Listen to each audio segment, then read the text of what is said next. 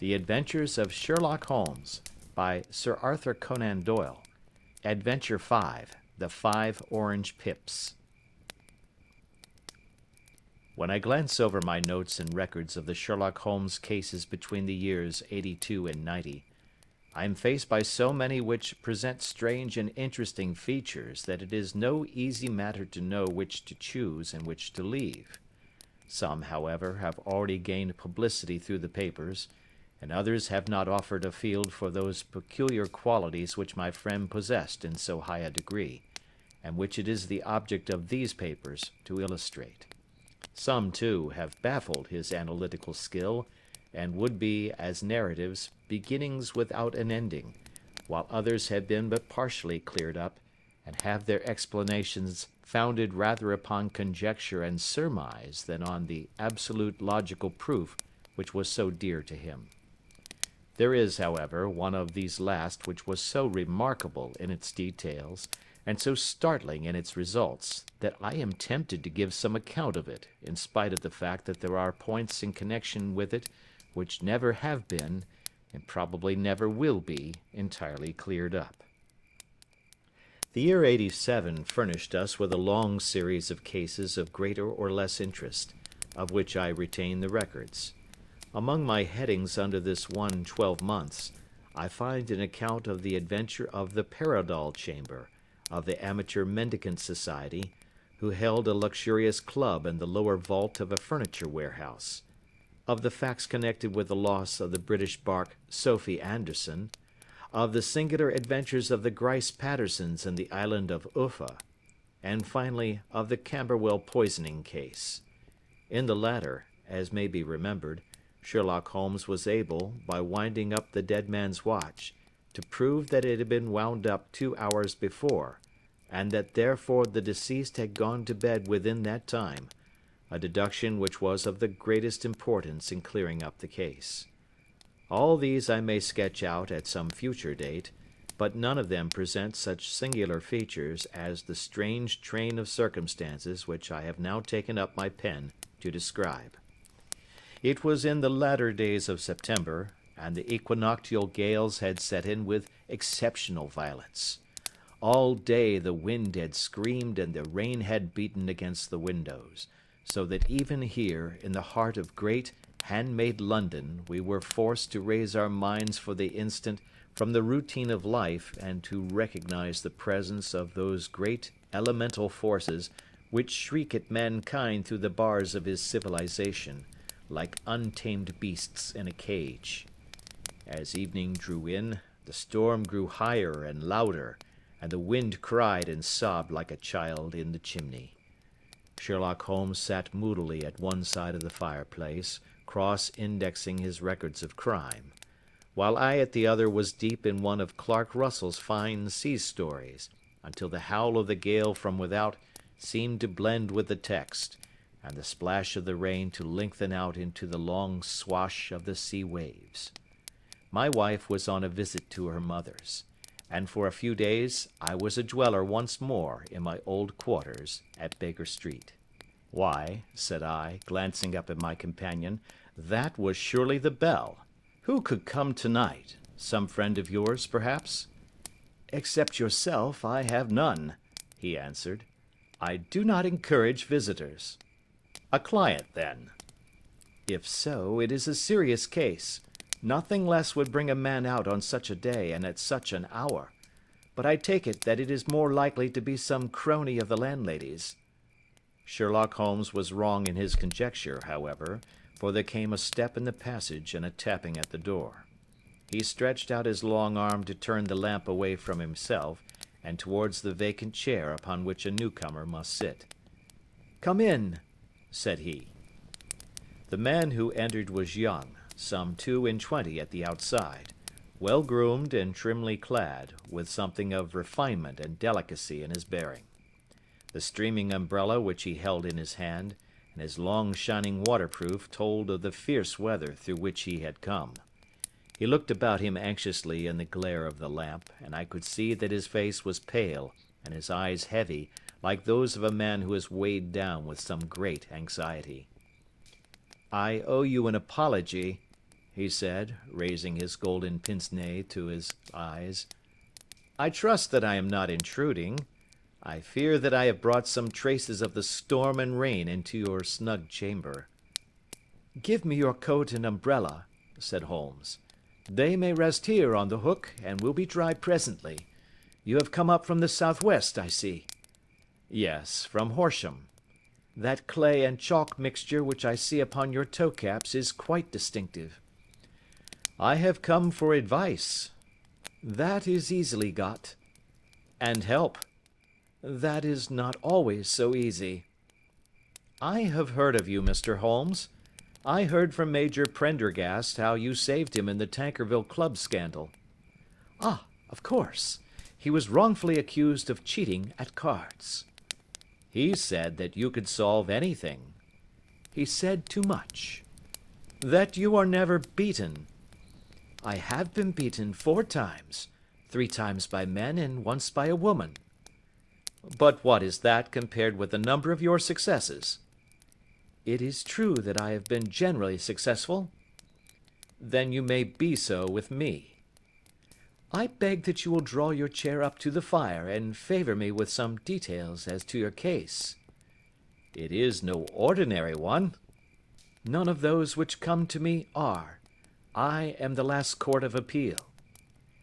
"And yet I question, sir, whether, in all your experience, you have ever listened to a more mysterious and inexplicable chain of events than those which have happened in my own family." "You fill me with interest," said Holmes. "Pray give us the essential facts from the commencement, and I can afterwards question you as to those details which seem to me to be most important."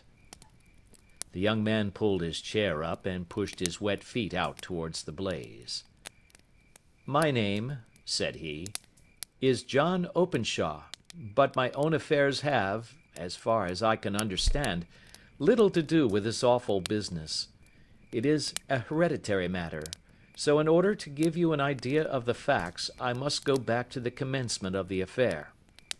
You must know that my grandfather had 2 sons, my uncle Elias and my father Joseph.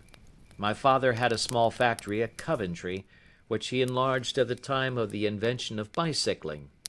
He was a patentee of the Openshaw unbreakable tire, and his business met with such success that he was able to sell it and to retire upon a handsome competence.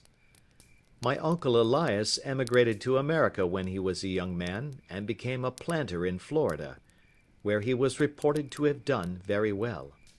At the time of the war he fought in Jackson's army, and afterwards under Hood, where he rose to be a colonel. When Lee laid down his arms, my uncle returned to his plantation, where he remained for 3 or 4 years. About 1869 or 1870, he came back to Europe and took a small estate in Sussex, near Horsham. He had made a very considerable fortune in the States, and his reason for leaving them was his aversion to the negroes, and his dislike of the Republican policy in extending the franchise to them. He was a singular man, fierce and quick-tempered, very foul-mouthed when he was angry, and of a most retiring disposition. During all the years that he lived at Horsham, I doubt if ever he set foot in the town. He had a garden and 2 or 3 fields round his house, and there he would take his exercise, though very often for weeks on end he would never leave his room.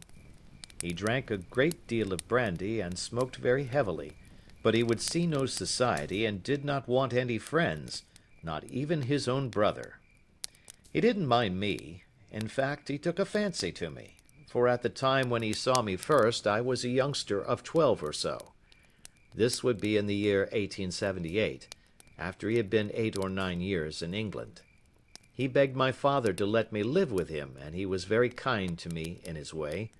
When he was sober he used to be fond of playing backgammon and draughts with me, and he would make me his representative both with the servants and with the tradespeople, so that by the time that I was 16 I was quite master of the house.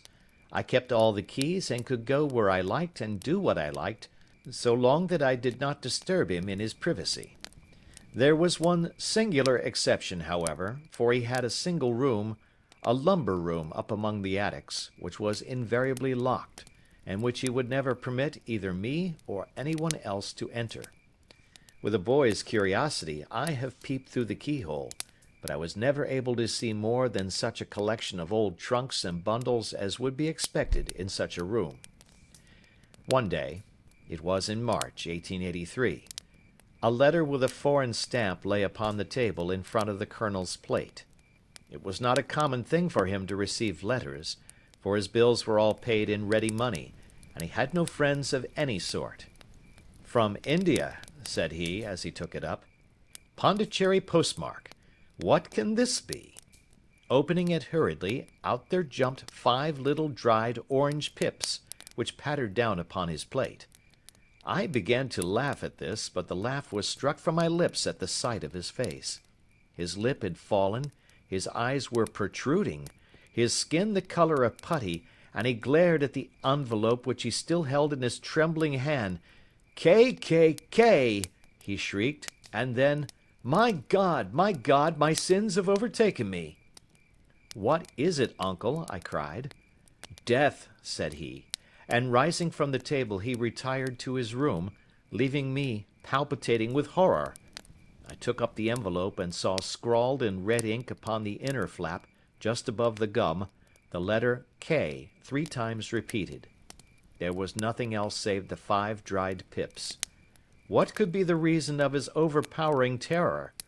I left the breakfast table, and as I ascended the stair I met him coming down with an old rusty key, which must have belonged to the attic, in one hand, and a small brass box, like a cash box, in the other. "They may do what they like, but I'll checkmate them still," said he with an oath. "Tell Mary that I shall want a fire in my room today, and send down to Fordham the Horsham lawyer." I did as he ordered, and when the lawyer arrived I was asked to step up to the room. The fire was burning brightly, and in the grate there was a mass of black fluffy ashes as of burned paper, while the brass box stood open and empty beside it. As I glanced at the box I noticed, with a start, that upon the lid was printed the treble K which I had read in the morning upon the envelope. "I wish you, John," said my uncle, "to witness my will.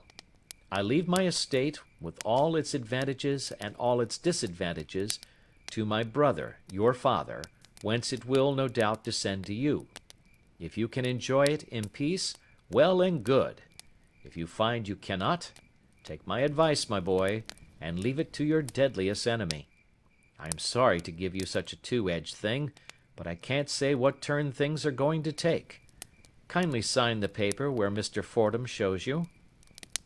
I signed the paper as directed, and the lawyer took it away with him. The singular incident made, as you may think, the deepest impression upon me, and I pondered over it and turned it every way in my mind without being able to make anything of it. Yet I could not shake off the vague feeling of dread which it left behind, though the sensation grew less keen as the weeks passed and nothing happened to disturb the usual routine of our lives. I could see a change in my uncle, however. He drank more than ever, and he was less inclined for any sort of society. Most of his time he would spend in his room, with the door locked upon the inside, but sometimes he would emerge in a sort of drunken frenzy, and would burst out of the house and tear about the garden with a revolver in his hand, screaming out that he was afraid of no man, and that he was not to be cooped up, like a sheep in a pen, by man or devil. When these hot fits were over, however, he would rush tumultuously in at the door and lock and bar it behind him, like a man who can brazen it out no longer against the terror which lies at the roots of his soul. At such times I have seen his face, even on a cold day, glisten with moisture, as though it were new raised from a basin. Well, to come to an end of the matter, Mr. Holmes, and not to abuse your patience, there came a night when he made one of those drunken sallies from which he never came back. We found him, when we went to search for him, face downward in a little green-scummed pool, which lay at the foot of the garden. There was no sign of any violence, and the water was but 2 feet deep, so that the jury, having regard to his known eccentricity, brought in a verdict of suicide. But I, who knew how he winced from the very thought of death, had much ado to persuade myself that he had gone out of his way to meet it. The matter passed, however, and my father entered into possession of the estate and of some £14,000 which lay to his credit at the bank. "One moment," Holmes interposed. "Your statement is, I foresee, one of the most remarkable to which I have ever listened. Let me have the date of the reception by your uncle of the letter, and the date of his supposed suicide." The letter arrived on March 10, 1883. His death was 7 weeks later, upon the night of May 2nd. "Thank you. Pray proceed." When my father took over the Horsham property, he, at my request, made a careful examination of the attic, which had been always locked up. We found the brass box there, although its contents had been destroyed. On the inside of the cover was a paper label with the initials of KKK repeated upon it, and letters, memoranda, receipts, and a register written beneath. These, we presume, indicated the nature of the papers which had been destroyed by Colonel Openshaw. For the rest, there was nothing of much importance in the attic save a great many scattered papers and notebooks bearing upon my uncle's life in America. Some of them were of the wartime and showed that he had done his duty well and had borne the repute of a brave soldier. Others were of a date during the reconstruction of the southern states, and were mostly concerned with politics, for he had evidently taken a strong part in opposing the carpet-bag politicians who had been sent down from the north. Well, it was at the beginning of '84 when my father came to live at Horsham, and all went as well as possible with us until the January of '85. On the 4th day after the New Year, I heard my father give a sharp cry of surprise as we sat together at the breakfast table. There he was, sitting with a newly opened envelope in one hand and 5 dried orange pips in the outstretched palm of the other one. He had always laughed at what he called my cock and bull story about the colonel, but he looked very scared and puzzled now that the same thing had come upon himself. "Why, what on earth does this mean, John?" he stammered. My heart had turned to lead. "It is KKK," said I. He looked inside the envelope. "So it is," he cried. "Here are the very letters. But what is this written above them?" "Put the papers on the sundial," I read, peeping over his shoulder. "What papers? What sundial?" he asked. "The sundial in the garden. There is no other," said I. "But the papers must be those that are destroyed." "Pooh!" said he, gripping hard at his courage. "We are in a civilized land here, and we can't have tomfoolery of this kind. Where does the thing come from?" "From Dundee," I answered, glancing at the postmark. "Some preposterous practical joke," said he. "What have I to do with sundials and papers? I shall take no notice of such nonsense." "I should certainly speak to the police," I said. "And to be laughed at for my pains. Nothing of the sort." "Then let me do so?" "No, I forbid you. I won't have a fuss made about such nonsense." It was in vain to argue with him, for he was a very obstinate man. I went about, however, with a heart which was full of forebodings. On the 3rd day after the coming of the letter, my father went from home to visit an old friend of his, Major Freebody, who is in command of one of the forts upon Portsdown Hill. I was glad that he should go up, for it seemed to me that he was farther from danger when he was away from home. In that, however, I was in error. Upon the 2nd day of his absence, I received a telegram from the Major, imploring me to come at once. My father had fallen over one of the deep chalk pits which abound in the neighbourhood, and was lying senseless with a shattered skull. I hurried to him, but he passed away without having ever recovered his consciousness. He had, as it appears, been returning from Fareham in the twilight, and as the country was unknown to him, and the chalk pit unfenced, the jury had no hesitation in bringing in a verdict of death from accidental causes. Carefully as I examined every fact connected with his death, I was unable to find anything which could suggest the idea of murder. There were no signs of violence, no footmarks, no robbery, no record of strangers having been seen upon the roads. And yet I need not tell you that my mind was far from at ease, and that I was well nigh certain that some foul plot had been woven round him.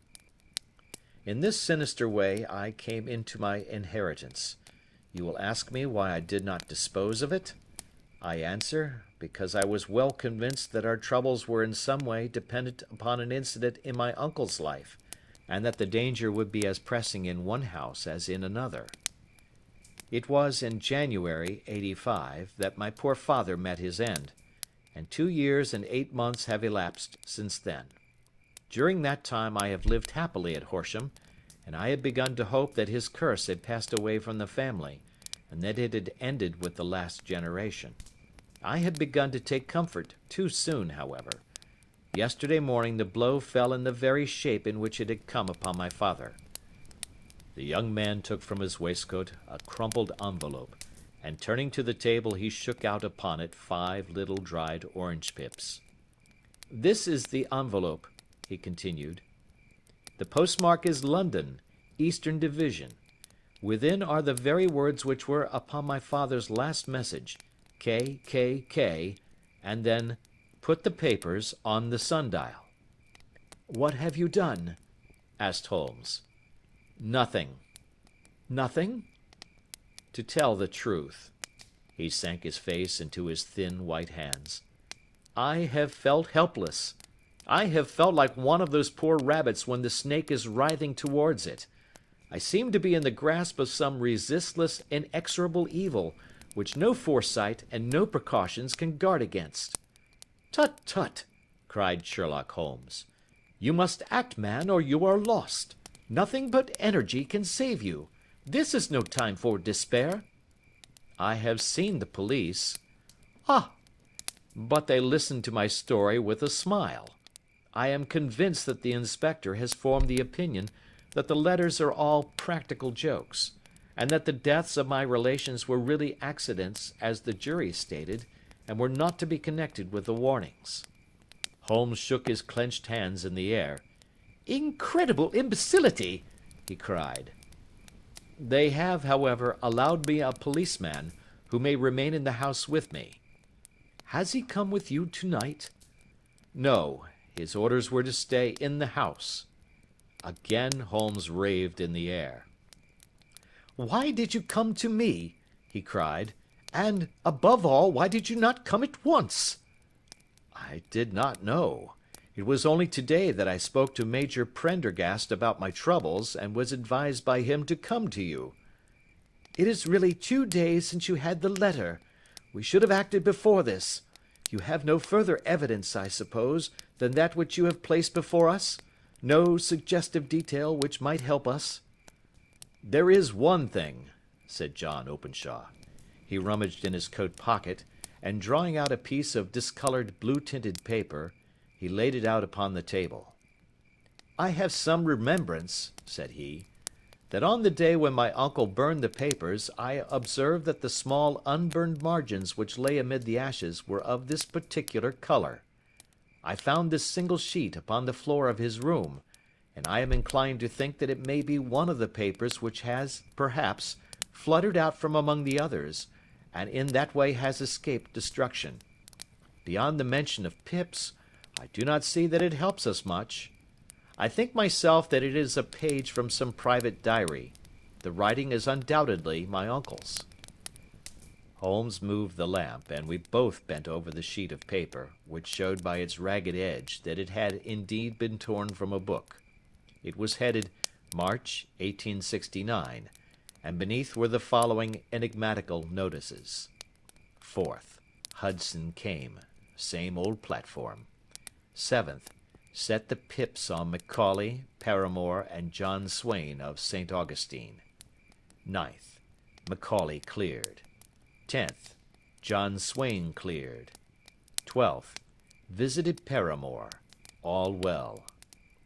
"Thank you," said Holmes, folding up the paper and returning it to our visitor. "And now you must on no account lose another instant. We cannot spare time even to discuss what you have told me. You must get home instantly and act. What shall I do?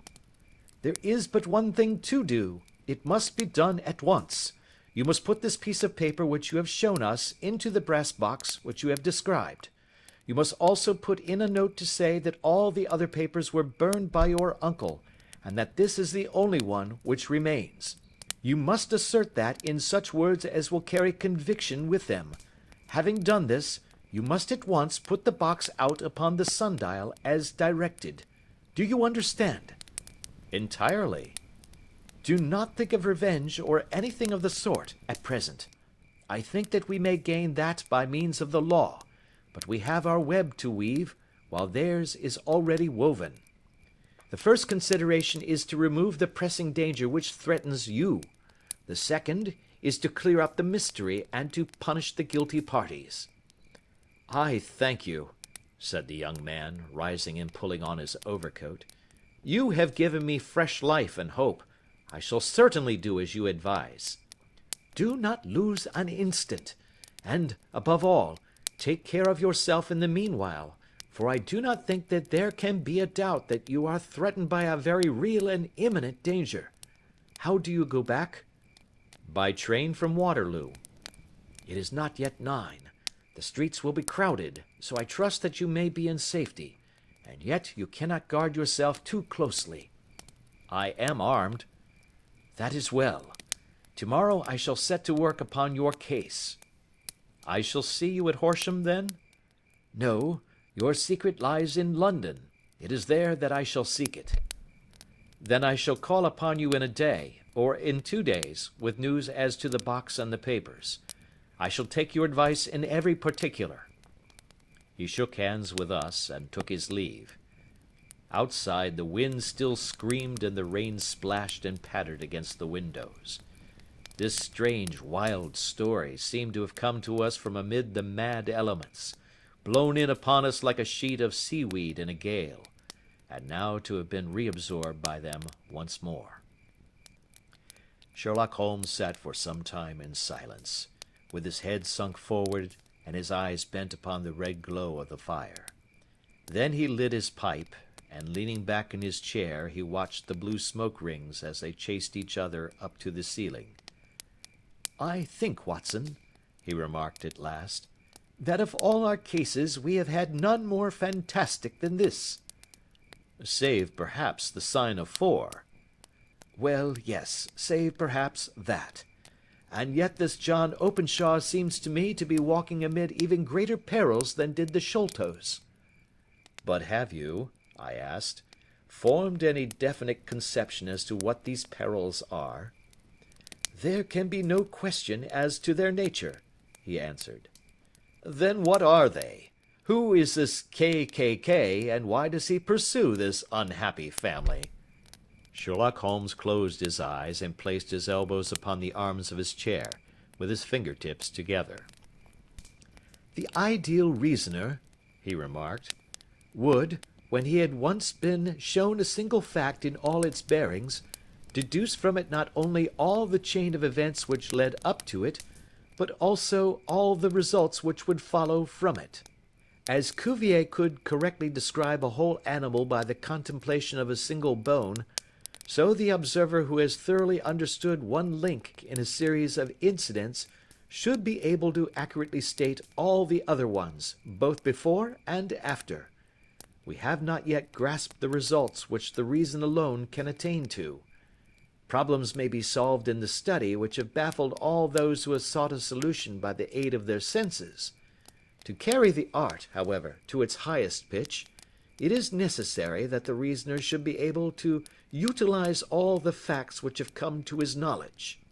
And this in itself implies, as you will readily see, a possession of all knowledge, which, even in these days of free education and encyclopedias, is a somewhat rare accomplishment. It is not so impossible, however, that a man should possess all knowledge which is likely to be useful to him in his work, and this I have endeavored in my case to do. If I remember rightly, you on one occasion, in the early days of our friendship, defined my limits in a very precise fashion. Yes, I answered, laughing. "It was a singular document. Philosophy, astronomy, and politics were marked at 0, I remember. Botany variable, geology profound as regards the mud stains from any region within 50 miles of town, chemistry eccentric, anatomy unsystematic, sensational literature and crime records unique, violin player, boxer, swordsman, lawyer, and self-poisoner by cocaine and tobacco. Those, I think, were the main points of my analysis." Holmes grinned at the last item. "Well," he said, "I say now, as I said then, that a man should keep his little brain attic stocked with all the furniture that he is likely to use, and the rest he can put away in the lumber room of his library, where he can get it if he wants it. Now, for such a case as the one which has been submitted to us tonight, we need certainly to muster all our resources. Kindly hand me down the letter K of the American Encyclopedia which stands upon the shelf beside you. Thank you. Now let us consider the situation and see what may be deduced from it. In the first place, we may start with a strong presumption that Colonel Openshaw had some very strong reason for leaving America. Men at his time of life do not change all their habits and exchange willingly the charming climate of Florida for the lonely life of an English provincial town. His extreme love of solitude in England suggests the idea that he was in fear of someone or something, so we may assume as a working hypothesis that it was fear of someone or something which drove him from America. As to what it was he feared, we can only deduce that by considering the formidable letters which were received by himself and his successors. Did you remark the postmarks of these letters? The first was from Pondicherry, the second from Dundee, and the third from London. From East London. What do you deduce from that? They are all seaports, that the writer was on board of a ship. Excellent. We have already a clue. There can be no doubt that the probability, the strong probability, is that the writer was on board of a ship. And now let us consider another point. In the case of Pondicherry, 7 weeks elapsed between the threat and its fulfillment. In Dundee it was only some 3 or 4 days. Does that suggest anything? A greater distance to travel. But the letter had also a greater distance to come. Then I do not see the point. There is at least a presumption that the vessel in which the man or men are is a sailing ship. It looks as if they always send their singular warning or token before them when starting upon their mission. You see how quickly the deed followed the sign when it came from Dundee. If they had come from Pondicherry in a steamer, they would have arrived almost as soon as their letter. But, as a matter of fact, 7 weeks elapsed. I think that those 7 weeks represented the difference between the mail boat which brought the letter and the sailing vessel which brought the writer. It is possible. More than that, it is probable. And now you see the deadly urgency of this new case, and why I urged young Openshaw to caution. The blow has always fallen at the end of the time which it would take the senders to travel the distance. But this one comes from London, and therefore we cannot count upon delay. Good God! I cried. What can it mean, this relentless persecution? The papers which Openshaw carried are obviously of vital importance to the person or persons in the sailing ship. I think that it is quite clear that there must be more than one of them. A single man could not have carried out 2 deaths in such a way as to deceive a coroner's jury. There must have been several in it, and they must have been men of resource and determination. Their papers they mean to have, be the holder of them who it may. In this way you see KKK ceases to be the initials of an individual and becomes the badge of a society. But of what society? Have you never, said Sherlock Holmes, bending forward and sinking his voice, have you never heard of the Ku Klux Klan? I never have. Holmes turned over the leaves of the book upon his knee. "Here it is," said he presently. "Ku Klux Klan, a name derived from the fanciful resemblance to the sound produced by cocking a rifle. This terrible secret society was formed by some ex-Confederate soldiers in the Southern States after the Civil War, and it rapidly formed local branches in different parts of the country, notably in Tennessee, Louisiana, the Carolinas, Georgia, and Florida. Its power was used for political purposes, principally for the terrorizing of the Negro voters and the murdering and driving from the country of those who were opposed to its views. Its outrages were usually preceded by a warning sent to the marked man in some fantastic but generally recognized shape, a sprig of oak leaves in some parts, melon seeds or orange pips in others. On receiving this, the victim might either openly abjure his former ways, or might fly from the country. If he braved the matter out, death would unfailingly come upon him, and usually in some strange and unforeseen manner. So perfect was the organization of the society, and so systematic its methods, that there is hardly a case upon record where any man succeeded in braving it with impunity, or in which any of its outrages were traced home to the perpetrators. For some years the organization flourished in spite of the efforts of the United States government and of the better classes of the community in the South. Eventually, in the year 1869, the movement rather suddenly collapsed, although there have been sporadic outbreaks of the same sort since that date. "You will observe," said Holmes, laying down the volume, "that the sudden breaking up of the society was coincident with the disappearance of Openshaw from America with their papers. It may well have been cause and effect. It is no wonder that he and his family have some of the more implacable spirits upon their track. You can understand that this register and diary may implicate some of the first men in the South, and that there may be many who will not sleep easy at night until it is recovered. Then the page we have seen is such as we might expect. It ran, if I remember right, sent the pips to A, B, and C. That is, sent the society's warning to them. Then there are successive entries that A and B cleared, or left the country, and finally that C was visited, with, I fear, a sinister result for C.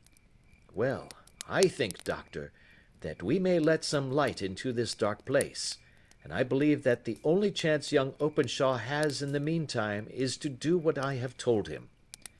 There is nothing more to be said or to be done tonight, so hand me over my violin, and let us try to forget for half an hour the miserable weather and the still more miserable ways of our fellow men." It had cleared in the morning, and the sun was shining with a subdued brightness through the dim veil which hangs over the great city. Sherlock Holmes was already at breakfast when I came down. "You will excuse me for not waiting for you," said he. "I have, I foresee, a very busy day before me in looking into this case of young Openshaw's." "What steps will you take?" I asked. "It will very much depend upon the results of my first inquiries. I may have to go down to Horsham after all." "You will not go there first?" "No, I shall commence with the city. Just ring the bell and the maid will bring up your coffee." As I waited, I lifted the unopened newspaper from the table and glanced my eye over it. It rested upon a heading which sent a chill to my heart. "Holmes!" I cried. "You are too late." "Ah," said he, laying down his cup. "I feared as much. How was it done?" He spoke calmly, but I could see that he was deeply moved. My eye caught the name of Openshaw and the heading "Tragedy near Waterloo Bridge." Here is the account. Between 9 and 10 last night, Police Constable Cook, of the H Division, on duty near Waterloo Bridge, heard a cry for help and a splash in the water. The night, however, was extremely dark and stormy, so that, in spite of the help of several passers-by, it was quite impossible to effect a rescue. The alarm, however, was given, and by the aid of the water police, the body was eventually recovered. It proved to be that of a young gentleman whose name, as it appears from an envelope which was found in his pocket, was John Openshaw, and whose residence is near Horsham. It is conjectured that he may have been hurrying down to catch the last train from Waterloo Station, and that in his haste and the extreme darkness he missed his path and walked over the edge of one of the small landing places for river steamboats. The body exhibited no traces of violence, and there can be no doubt that the deceased had been the victim of an unfortunate accident, which should have the effect of calling the attention of the authorities to the condition of the riverside landing stages. We sat in silence for some minutes, Holmes more depressed and shaken than I had ever seen him. "That hurts my pride, Watson," he said at last. "It is a petty feeling, no doubt, but it hurts my pride. It becomes a personal matter with me now, and if God sends me health, I shall set my hand upon this gang. That he should come to me for help, and that I should send him away to his death." He sprang from his chair and paced about the room in uncontrollable agitation, with a flush upon his sallow cheeks and a nervous clasping and unclasping of his long, thin hands. "They must be cunning devils," he exclaimed at last. "How could they have decoyed him down there? The embankment is not on the direct line to the station. The bridge, no doubt, was too crowded, even on such a night, for their purpose. Well, Watson, we shall see who will win in the long run. I am going out now." "To the police?" "No, I shall be my own police. When I have spun the web they may take the flies, but not before." All day I was engaged in my professional work, and it was late in the evening before I returned to Baker Street. Sherlock Holmes had not come back yet. It was nearly 10 o'clock before he entered, looking pale and worn. He walked up to the sideboard, and tearing a piece from the loaf he devoured it voraciously, washing it down with a long draught of water. "You are hungry," I remarked. "Starving. It had escaped my memory. I have had nothing since breakfast." "Nothing?" "Not a bite. I had no time to think of it." "And how have you succeeded?" "Well." "You have a clue?" "I have them in the hollow of my hand. Young Openshaw shall not long remain unavenged. Why, Watson, let us put their own devilish trademark upon them. It is well thought of." "What do you mean?" He took an orange from the cupboard, and tearing it to pieces he squeezed out the pips upon the table. Of these he took 5 and thrust them into an envelope. On the inside of the flap he wrote S.H. for J.O. Then he sealed it and addressed it to Captain James Calhoun, bark Lone Star, Savannah, Georgia. "This will await him when he enters port," said he, chuckling. "It may give him a sleepless night. He will find it as sure a precursor of his fate as Openshaw did before him." "And who is this Captain Calhoun?" "The leader of the gang. I shall have the others, but he first." "How did you trace it, then?" He took a large sheet of paper from his pocket, all covered with dates and names. "I have spent the whole day," said he, "over Lloyd's registers and files of the old papers, following the future career of every vessel which touched at Pondicherry in January and February in '83. There were 36 ships of fair tonnage which were reported there during those months. Of these, one, the Lone Star, instantly attracted my attention, since, although it was reported as having cleared from London, the name is that which is given to one of the states of the Union." "Texas, I think." "I was not and am not sure which, but I knew that the ship must have an American origin." "What then?" "I searched the Dundee records, and when I found that the bark Lone Star was there in January '85, my suspicion became a certainty. I then inquired as to the vessels which lay at present in the port of London." "Yes?" "The Lone Star had arrived here last week. I went down to the Albert Dock and found that she had been taken down the river by the early tide this morning, homeward bound to Savannah. I wired to Gravesend, and learned that she had passed some time ago, and as the wind is easterly, I have no doubt that she is now past the Goodwins and not very far from the Isle of Wight." "What will you do, then?" "Oh, I have my hand upon him. He and the two mates are, as I learn, the only native-born Americans in the ship. The others are Finns and Germans. I know also that they were all three away from the ship last night. I had it from the stevedore who has been loading their cargo. By the time that their sailing ship reaches Savannah, the mail-boat will have carried this letter, and the cable will have informed the police of Savannah that these three gentlemen are badly wanted here upon a charge of murder." There is ever a flaw, however, in the best laid of human plans, and the murderers of John Openshaw were never to receive the orange pips which would show them that another, as cunning and as resolute as themselves, was upon their track.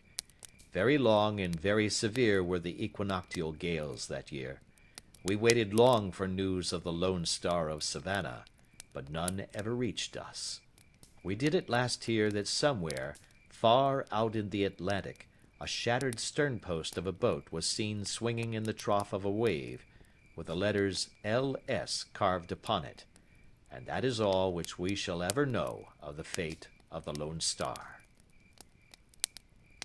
End of Adventure 5.